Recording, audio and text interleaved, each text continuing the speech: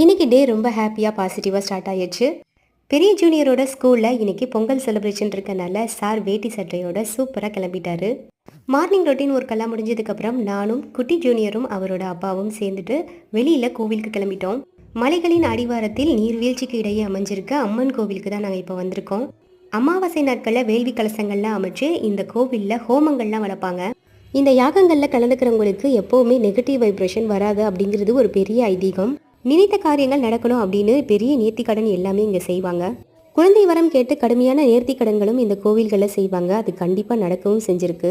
கோவிலில் சிறப்பாக தரிசனம் பண்ணதுக்கப்புறம் குட்டி ஜூனியரோட சேர்ந்து பர்ச்சேஸ்க்கும் வந்தாச்சு. பொங்கல் செலிப்ரேஷனால் குழந்தைங்களுக்கு ஏற்ற மாதிரி ட்ரெஸ் எடுக்கலாம் அப்படின்னு பட்டு வேஷ்டி சட்டை தான் வந்து எடுத்திருந்தோம். பிரதர்ஸ் எல்லாம் ஒற்றுமையாக இருக்கிறதுக்காக சேமாக ட்ரெஸ் எடுப்போம்ல, ஸோ அதே மாதிரி தான் மேட்சாக ட்ரெஸ் எடுத்திருந்தோம். எல்லாரும் வந்து ஹாப்பியாக பொங்கலை செலிப்ரேட் பண்ணுங்கள். அனைவருக்கும் இனிய தை திருநாள் நல்வாழ்த்துக்கள். Wish you happy Pongal.